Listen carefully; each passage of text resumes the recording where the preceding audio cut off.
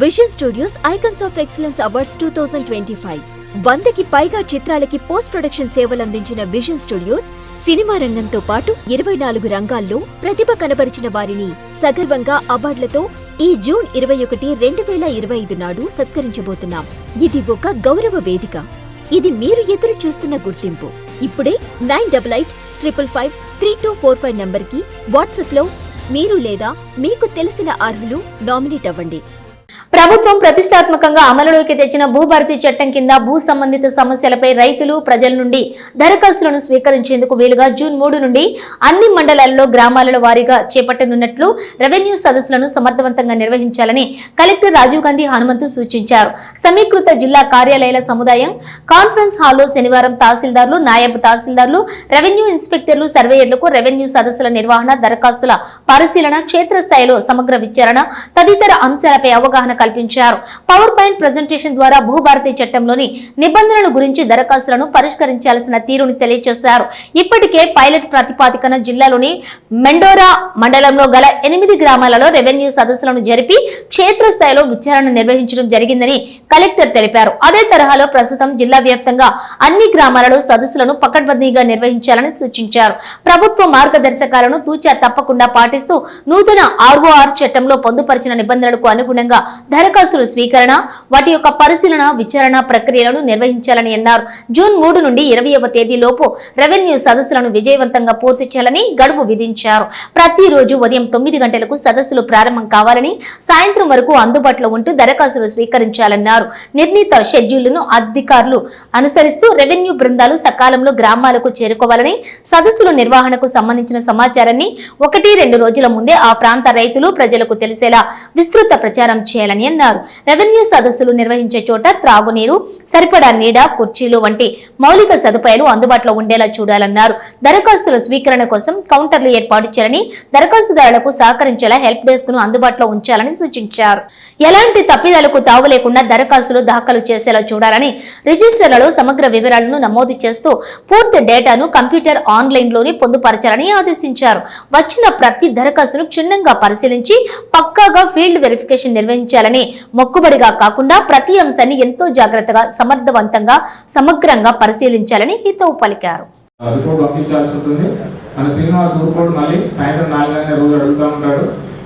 Name change అన్ని కూడా RDO దగ్గర ఉంటాయి. Only assign land but name change మాత్రం కలెక్టర్ గారి దగ్గర.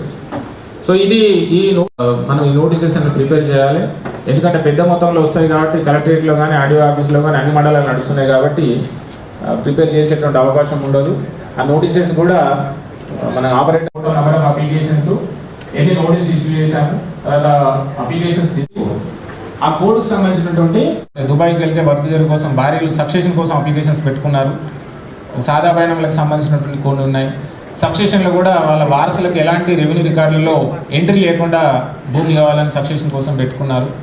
ఫీల్డ్ మీద మోక మీద పొజిషన్ లేకుండా, రెవెన్యూ రికార్డులు లేకుండా కూడా అప్లికేషన్ పెట్టుకోవడం జరిగింది. సో ఈ విధంగా రకరకాలైనటువంటి ప్రాబ్లమ్స్ అనేటువంటిది మనకు ఫీల్డ్లో చూసేటప్పుడు వస్తుంది. అవి జాగ్రత్తగా చూసుకొని చేయాల్సి ఉంటుంది. అందులో దానికి సంబంధించినటువంటి డిస్టిక్, డివిజన్, మండల్, గ్రామానికి సంబంధించినటువంటి వివరాలు మెన్షన్ చేయాలి. ప్రతి గ్రామానికి కూడా మనం 4 డిజిట్స్ అంటే 0001 నుంచి 99 సిటిజన్ లాగిన్లో కోడ్ కరెక్ట్గా వేయకపోతే ఒకదానికి బదులుగా ఒకటి వెళ్ళే ఛాన్సెస్ ఉంటాయి. తర్వాత జిల్లా, డివిజన్, మండల్ వివరాలు మెన్షన్ చేయాలి. తర్వాత భూమి యొక్క యజమాని పేరు, తండ్రి, తల్లి, భర్త పేరు, ఆధార్ నెంబర్, తర్వాత వాళ్ళ క్యాస్ట్, తర్వాత వాళ్ళ జెండర్, తర్వాత కొత్త పట్టదార పాస్ పుస్తకం ఉంది లేదు అనేటువంటిది కరెక్ట్గా అది టిక్ చేయాలి. తర్వాత కొత్త పట్టదార పాస్ పుస్తకం యొక్క నెంబరు ఆల్రెడీ ఉంటే, ఎగ్జిస్టింగ్ ఉంటే, పాత పట్టదార పాస్ పుస్తకం ఉందా లేదా దానికి సంబంధించిన వివరాలు ఉందని టిక్ చేయాలి, లేకపోతే లేదని టిక్ చేయాలి. ఆ భూభారతి యాక్ట్ అనేది గవర్నమెంట్ చాలా ప్రతిష్టాత్మకంగా ఇంట్రడ్యూస్ చేసి, సో మనకి అనే గవర్నమెంట్ ఫామ్ అయినప్పటి నుంచి కూడా రెవెన్యూ అడ్మినిస్ట్రేషన్ కానీ, రెవెన్యూ ఇష్యూస్ యంత్రాంగం మీద కూడా చాలా సమీక్షలు కూడా జరిగిన తర్వాత యాక్ట్ అనేది ఇంట్రడ్యూస్ చేయడం జరిగింది. సో రూల్స్ కూడా వచ్చాయి. సో మీరు అందరూ కూడా వీడియోలో చూసే ఉండుంటారు. అంటే మనకి లాస్ట్ 2 months అప్రాక్సిమేట్గా 2 months నుంచి కూడా కొన్ని మనకి రెవెన్యూ అంటే భూభారతి మీద అవగాహన సదస్సులు జరిగాయి. ఆల్మోస్ట్ నేనే ఆల్మోస్ట్ అన్ని మండల్స్ కూడా విజిట్ చేసాము. ఏసీ రెవెన్యూ గారు కూడా అటెండ్ అయ్యారు. సో తర్వాత మనకి స్టేట్ లో కూడా అన్ని మండల్స్ లోని చేస్తున్నారు. బట్ ఒక్క తహసీల్దార్ కూడా యాక్ట్ ఎంతవరకు చదవలేదు. షెడ్యూల్ ఏముందనేది తెలుస్తుంది. మీ లోకల్ ప్రెస్ లో కూడా వాళ్ళకి చెప్పండి. అంటే ఆ లోకల్ ఉంటారు కదా మీడియా వాళ్ళకి కూడా మీరు కూడా ఈ ప్రొక్యూర్మెంట్ కొన్ని మండలాల్లో జరుగుతుంది. ఆల్రెడీ బాన్స్వాడ బోర్డర్ ఏరియా అయితే ఈవెన్ నెక్స్ట్ వానాకాలం కూడా సీజన్ నాట్ లేదని కూడా స్టార్ట్ చేశారు. సో కాబట్టి రైతులు కాస్త బిజీగా ఉంటారు. కొంత ముందుగానే చెప్తే సో దట్ వాళ్ళు ప్రిపేర్ అవుతారు. మీరు సడన్ గా ఎవరికి తెలియకుండా ఆ రోజు విలేజ్కి వెళ్ళి కూర్చుంటే ఎవరు రాలేదు, 10 అప్లికేషన్లు వచ్చాయి, 15 వచ్చాయి అనేది ఉంటుంది. సో మీరు ముందుగానే ఈరోజు ఏమేమి షెడ్యూల్ ఉందో సో డీప్ జాగ్రత్త ఉన్నారా ముందుగానే తెలీదు. విలేజ్ లో రైతులే లేరు. మీరు ఆఫీస్ అవర్స్ లాగా ఇప్పుడు 10-11కి వెళ్తారు.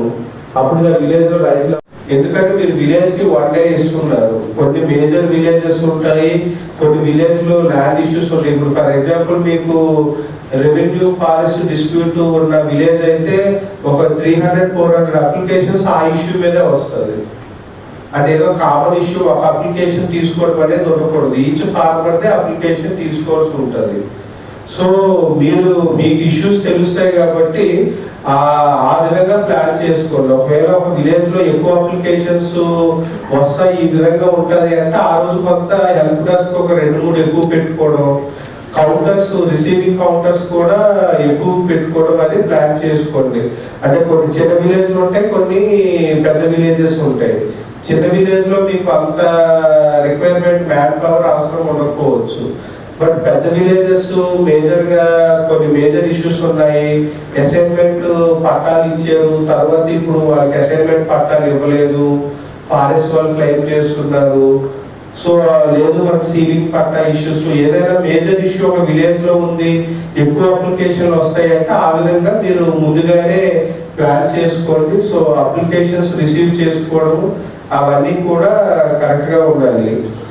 సో అదేవిధంగా మీరు విలేజ్ షెడ్యూల్ ఏదైతే ఉందో టీమ్స్ కూడా ఈచ్ మీరు ఏ టీంకి ఏ విలేజెస్ అనేది ట్యాగ్ అయింది. సో ఆ టీంతో పాటు హెల్ప్ డెస్క్ కూడా సెపరేట్ టీం ఉండాలి. సో హెల్ప్ డెస్క్ కి మీరు ఒక 2-3 మెంబర్స్ అయినా ఉండి వాళ్ళకి చెప్పాలి. సో ఈ అప్లికేషన్స్ కూడా మీరు ముందుగానే అంటే మెట్రోలో అయితే వైట్ పేపర్ మీద రాసుకొని వస్తారు. సో అది మనం తీసుకోలేదు. ఇప్పుడు ఇది ఏదైతే అప్లికేషన్ ప్రొఫార్మా ఉందో సో మీరు ఏదైతే ప్లాన్ చేశారో for example third A village లో ఉందో అట్లీస్ట్ రేపు ఆ విలేజ్ లో కొన్ని అంటే మీకు వచ్చే అప్లికేషన్స్ ప్రకారంగా ఒక 100 ఎన్నో కొన్ని ప్రింట్ చేసి ఇస్తే వాళ్ళు కొత్తగా ఏదోటి ఫిల్ చేసుకుని డీటెయిల్స్ వస్తాయి. లేదు అంటే మీరు దీంట్లో చూస్తే ఆధార్ నెంబర్ నుంచి అవన్నీ ఖాతా నెంబరు, మొబైల్ నెంబరు, ఈ పట్టా పాస్బుక్ నెంబరు ఇవన్నీ అంటే మీకు అక్కడ ఒక అప్లికేషన్ ఫిల్ చేయడానికి 15 minutes పోతుంది. సో కాబట్టి ముందు ఈ బ్లాంక్ అప్లికేషన్ ఫామ్ అనేది మీరు ఆ విలేజ్ లో ఏవైతే ప్లాన్ చేసుకున్నారో ఆ షెడ్యూల్ ప్రకారంగా మీరు థర్డ్ అనుకున్న విలేజ్ లో అట్లీస్ట్ ఫస్ట్ ఇచ్చే విధంగా, ఫోర్త్ అనుకునే విలేజ్ లో సెకండ్ గా ఇచ్చే విధంగా కొంత అప్లికేషన్స్ అవి కూడా అవైలబుల్ గా అక్కడ ఉంచండి. అదే విధంగా మీ హెల్ప్ డెస్క్ దగ్గర ఎవరైతే ఉన్నారో వాళ్ళకి కొన్ని బ్లాంక్ ఫామ్స్ కొన్ని ఇవ్వాలి. ఎందుకంటే వాళ్ళు ఏదైనా మిస్టేక్స్ అవి ఫిల్ చేసుకుని వస్తే ఇమీడియట్ గా అక్కడ మీరు ఫామ్ ఫిల్ చేసే విధంగా ఉండాలి. అంటే మీకు వాళ్ళ major data by and large మీకు 1 to 9 ఏదైతే ఉందో అది వాళ్ళు 1 to 9 ఏదైతే ఉందో అది వాళ్ళు ముందు ఫిల్ చేసి వస్తే మీరు రిమైనింగ్ డేటా ఫిల్ చేయడం అనేది ఈజీగా ఉంటుంది. సో అది మీకు ఒక అదర్వైజ్ 5-10 minutes అక్కడే వేస్ట్ అవుతుంది. ఈవెన్ అంటే నేను ఎక్స్ సర్పంచ్ ఎంపీటీసీ అని ఎందుకు చెప్తున్నా అంటే ఎంతమంది ఉంటే వాళ్ళందరికీ కూడా కమ్యూనికేట్ చేయాలి, డిస్ట్రిబ్యూట్ చేయడం. ముందు హెల్ప్ డెస్క్ దగ్గర ఉన్నవారికి కూడా అది ఎలా ఫిల్ చేయాలో తెలియాలి. నేను మెదూర ఫస్ట్ డే వెళ్తే మేము ఆడియో గారు కూర్చొని ఒక half an hour 1 hour application ఆ హెల్ప్లెస్ లో ఉన్నోడికే తెలియదు అది ఎలా ఫిల్ చేయాలో వస్తుంది. అది ఎందుకు మీరు ఫిల్ చేయాలంటే మీరు నోటీసులు దీన్ని బేస్ చేసుకొని ఇస్తారు. మీకు 7th కాలము 6th కాలము ఏదైతే 10th అంటే భూమి సమస్య వివరాలు అని ఉందో, సో దాంట్లో 6th కాలము 7th కాలం మీరు కరెక్ట్ గా ఫిల్ చేస్తే నోటీస్ ఇచ్చినప్పుడు మీకు ఈజీగా ఉంటుంది.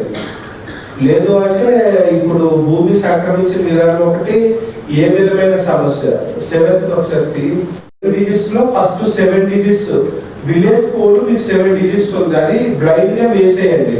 మండలం కోడ్ డిస్ట్రిక్ట్ కోడ్ అదే పట్టించుకోవద్దు. 7 డిజిట్స్ తర్వాత మీకు ఒక ఓపెన్ చేయడం ఎక్సెల్. మీకు గాని మీ బ్రాండ్ కి గాని గుర్తింపు కావాలనుకుంటున్నారా? అయితే ఇదే సరైన వేదిక. Vision studios icons of excellence awards 2025. ఈ గ్రాండ్ ఈవెంట్ లో గుర్తింపు పొందేలా డిజిటల్ అండ్ సోషల్ మీడియా ప్రచారం మరియు ఈవెంట్ బ్యానర్లు, flyers, plexus, stage back drops లు, బూత్లపై మీ బ్రాండ్, ప్రముఖుల సమక్షంలో బ్రాండ్ ప్రెజెంటేషన్స్, ఇలా ఎన్నో ప్రచారాలతో ఈ గొప్ప వేడుకలో ఇప్పుడు స్పాన్సర్ గా భాగస్వామ్యం అవ్వండి.